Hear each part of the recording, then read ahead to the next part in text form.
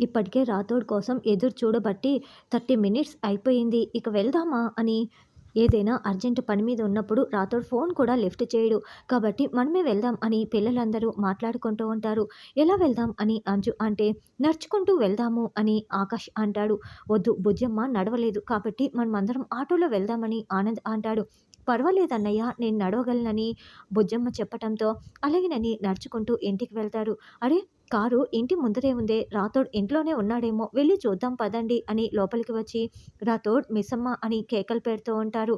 అప్పుడే యాదమ్మ రావటంతో రాథోడ్ ఎక్కడా, మిస్సమ్మ ఎక్కడా అని పిల్లలు అడుగుతూ ఉంటే ఇద్దరూ ఏదో అర్జెంట్ పని ఉంది బయటికి వెళ్లారు. ఎక్కడికి వెళ్లారో నాకు తెలీదు. ముందు మీరు ఫ్రెష్ అప్ అయ్యి రండి, స్నాక్స్ పెడతాను అని యాదమ్మ అంటే, అసలు ఏమైందో చెప్పు, ఎందుకు వెళ్లారో చెప్పు, నీకు తెలిసినా చెప్పటం లేదు కదా అని పిల్లలు అడుగుతూ ఉంటే, అయ్యో నేను అడిగినా వాళ్ళు చెప్పలేదు, నన్ను ఇలా సతాయిస్తున్నారు ఎందుకు, ముందు మీరు వెళ్ళి ఫ్రెష్ అప్ అవ్వండి, స్నాక్స్ తయారు చేస్తాను అని యాదమ్మ లోపలికి వెళ్తుంది. ఉండు రాథోడ్కి ఫోన్ చేస్తాను అని రాథోడ్ బాగీకి ఇద్దరికీ కూడా ఫోన్లు చేస్తారు. ఇద్దరివి కూడా నాట్ రీచబుల్ అని వస్తున్నాయి. సరే మనం వెళ్ళి ఫ్రెష్ అప్ అవుదాం పదండి అని పిల్లలు గదుల్లోకి వెళ్తారు. బాకీ రాథోడ్ ఇద్దరు కొడైకెనాల్ ఇన్స్పెక్టర్ వెహికల్లో వెళ్తూ ఉంటారు. ఇన్స్పెక్టర్ గారు మీరెందుకు ఆయనకి ఎలా ఉంది అంటే ఏమీ మాట్లాడడం లేదు, చెప్పండి ఆయనకి ఎలా ఉంది అని బాగి ఏడుస్తూ అడుగుతూ ఉంటుంది. అవును చెప్పండి అని రాథోడ్ కూడా అడుగుతూ ఉంటారు. హాస్పిటల్కి వెళ్ళిన తర్వాత అన్ని విషయాలు మాట్లాడుకుందాం అని ఇన్స్పెక్టర్ చెప్తాడు. ఈ పాటికి ఫ్లైట్ వచ్చేసే ఉంటుంది. బాకీ రాథోడ్ ఇంకాసేపట్లో ఇక్కడికి వస్తారు. ఎలాగో అమర్ బ్రతికే ఛాన్సెస్ తక్కువ అని డాక్టర్ చెప్పారు కదా అని మనోహరి కార్లోనే కూర్చొని చాలా సంతోషపడుతూ ఉంటుంది. బాగీ రాథోడ్ ఇద్దరు కార్ దిగి లోపలికి పరుగులు పెడుతూ వస్తూ ఉంటే అదుగో వచ్చేశారు అని మనోహరి అనుకుంటూ ఉంటుంది. నేరుగా ఐసీయూ అద్దంలో నుంచి అమర్ని చూసి బాగీ చాలా ఏడుస్తూ డోర్ ఓపెన్ చేసుకొని అమర్ దగ్గరికి వచ్చి ఏమండి కళ్ళు తెరవండి, ఏంటండి ఇలా ఉన్నారు, తెరవండి అని బాగీ ఏడుస్తూ ఉంటుంది. రాథోడ్ చిన్న గాయాలే అన్నావు కదా, ఈయనేంటి ఉలుకు పలుకు లేకుండా ఇలా పడి ఉన్నారు అని ఏడుస్తూ నిలదీస్తూ ఏమండి కళ్ళు తెరవండి అని బాగి ఏడుస్తూ ఉంటుంది. ఈవిడెవరు అని డాక్టర్ అడుగుతూ ఉంటే ఆయన వైఫ్ అని రాథోడ్ చెప్తాడు. డాక్టర్ ఆయనకి ఎలా ఉంది అని బాగి అడగటంతో సివియర్ ఇంజురీ అయింది మేడం, ఇంటర్నల్ బ్లీడింగ్ జరుగుతోంది, ఇమీడియట్గా సర్జరీ చేయాలి, సిస్టర్ ఆ ఫైల్ ఇవ్వు, ఇదిగోండి ఈ ఫామ్ మీద సంతకం చేయండి అని డాక్టర్ అడుగుతూ ఉంటాడు. ఎందుకు చెయ్యాలి అని బాగి అడగటంతో అంటే మిస్సమ్మ సర్జరీ చేసే ముందు ఈ ఫార్మాలిటీస్ అన్నీ తప్పనిసరి అని రాథోడ్ చెప్తారు. మీకు ఇంకొక ముఖ్యమైన విషయం చెప్పాలి మేడం, సివియర్ ఇంజురీ అయింది కాబట్టి ఆపరేషన్ సర్జరీ చేసేటప్పుడు కొంచెం అటు ఇటు అయినా ప్రాణాలు పోయి కోమాలోకి వెళ్ళే అవకాశం ఉంది, బ్రెయిన్ డెడ్ కూడా అయ్యే అవకాశం ఉంది, ప్రాణాలు పోయే అవకాశం కూడా ఉంది మేడం, మేము చెప్పాల్సింది చెప్పాము కాబట్టి ముందు సంతకాలు చేయండి అని డాక్టర్ అంటే దాంతో బాగి చాలా ఏడుస్తూ ఆయనకేం కాకూడదు, ఆయనకేం కాకూడదు, ఆయనకేమైనా అయ్యిందంటే అని వేలు చూపిస్తూ ఏడుస్తూ ఉంటుంది. మేడం మా ప్రయత్నం మేము చేస్తాము, ముందు సంతకం చేయండి అని డాక్టర్ అంటాడు. ఆయనకేదైనా అయితే నేను తట్టుకోలేను, ఏమండి మీకేదైనా అయితే నేను తట్టుకోలేనండి, నా వల్ల కావటం లేదండి అని బాగి ఏడుస్తూ ఉంటే మిస్సమ్మ ముందు సంతకం చేయి మిస్సమ్మ, అన్నిటికీ ఆ దేవుడున్నాడు, మనకి అన్యాయం చేయడు అని రాథోడ్ చెప్తాడు. మేడం ముందు సైన్ చేయండి అని డాక్టర్ చెప్పడంతో బాగి సంతకాలు చేస్తుంది. మెల్లో ఉన్న తాళి కళ్ళకు అద్దుకుంటూ చాలా బాధపడుతూ సైన్ చేస్తుంది. ఇమీడియట్గా సర్జరీకి రెడీ చేయండి మేడం, మీరు బయట వెయిట్ చేయండి, you will try our best అని డాక్టర్ చెప్పి వెళ్తాడు. మేడం ప్లీజ్ మీరు బయటికి వెళ్ళండి అని నర్సు చెప్పటంతో బాగి ఏడుస్తూ వచ్చి కూర్చొని ఉంటుంది. ఏడవకు మిసమ్మ, సార్కి ఏమీ కాదు అని రాథోడ్ ధైర్యం చెప్తూ ఉంటాడు. అసలు ఈ యాక్సిడెంట్ ఎలా అయింది ఇన్స్పెక్టర్ గారు అని రాథోడ్ అడగటంతో ఇది పక్కా హత్యా ప్రయత్నం, ఎవరో ప్రీ ప్లాన్డ్గా ఇలా చంపటానికి ప్రయత్నించారు అని ఇన్స్పెక్టర్ చెప్పగానే ఏమంటున్నారు ఇన్స్పెక్టర్ గారు అని బాగి చాలా షాకింగ్గా అడుగుతూ ఉంటుంది.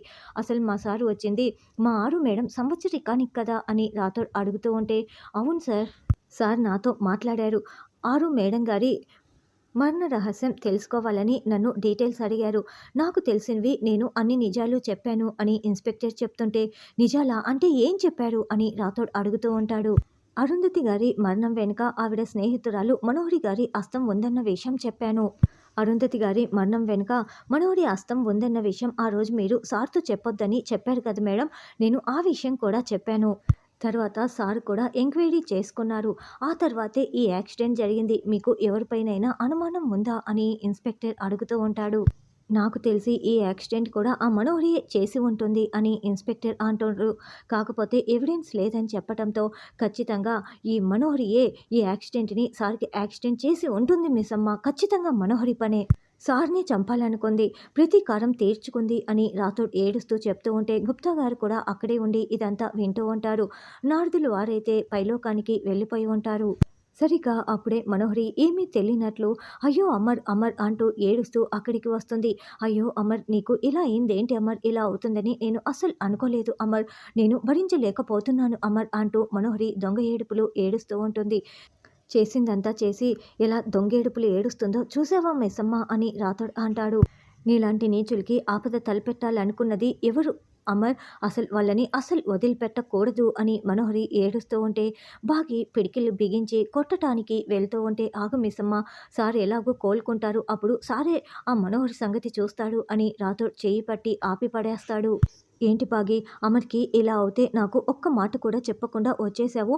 నేనేమైనా పరాయిదాన్నా? నాతో ఒక్క మాటైనా చెప్పాలి కదా అని బాగీని నిలదీస్తూ మనోహరి తెగ నటిస్తూ ఉంటుంది.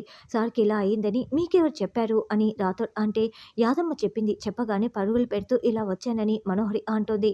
అసలు ఇదంతా చేసింది ఎవరు బాగి అని మనోహరి అడగటంతో కళ్ళు తెరుస్తానే ఆయన చెప్తారులే మనోహరి అని బాగి చెప్తుంది. అప్పటిదాకా ఓపిక పట్టు, అన్నీ తెలుస్తాయి, అన్నీ తేలిపోతాయి అని బాగి కోపంగా చెప్తూ ఉంటే అమర్ అసలు కళ్ళు తెరిస్తే కదా, అమర్ శాశ్వతంగా కన్ను మూయబోతున్నాడు. అమర్‌కి నిజం తెలిసిందనే కదా, నేనే కదా ఈ యాక్సిడెంట్ చేసింది. 90% బ్రతకడని డాక్టర్లు చెప్పారు.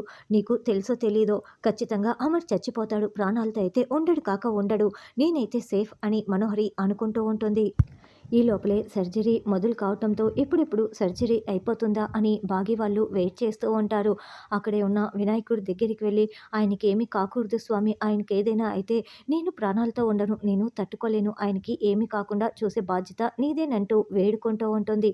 ఇంకోవైపు పిల్లలందరూ హోంవర్క్ చేసుకుంటూ బాగి రాథోడ్ అసలు ఎక్కడికి వెళ్ళారో తెలియక ఆలోచిస్తూ బాధపడుతూ ఉంటారు.